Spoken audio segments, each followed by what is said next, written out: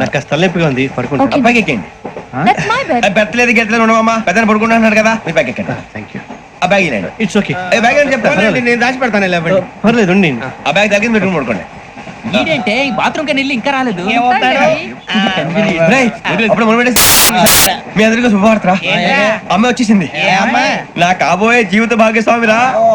పైగా నన్ను చూసి అదే పనిగా నవ్వుతుంది. మన చూసి వైజాగ్ నవ్వింది, నవ్వుకి నాన్న అర్థాలు చెప్తాడు. ఓర్ మోయ్, చౌదరి గారు ఏం చెప్పారా? మన టోబీలు పెట్టుకుని ఉద్యోగాలు వస్తాయనరా? పోలీసులు అంటే భయపడిపోయి పారిపోయే వాళ్ళు పోలీసులు ఏవా? అంతా గ్రహ బలం రా.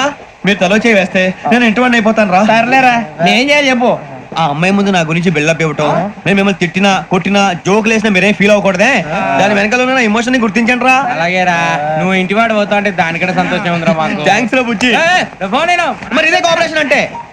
హలో గురూజీ, అంతా మీరు చెప్పింది చెప్పినట్టు జరిగిపోతుంది. అందాల రైస్ వచ్చేసింది.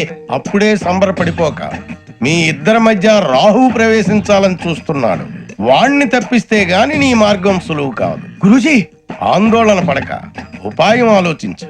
అందాల రాశి నీ వశమవుతుంది. అలాగే గురూజీ. ఏంటంటే మా ఇద్దరి మధ్య రాహు అడ్డంగా రాబోతున్నాడంట్రా.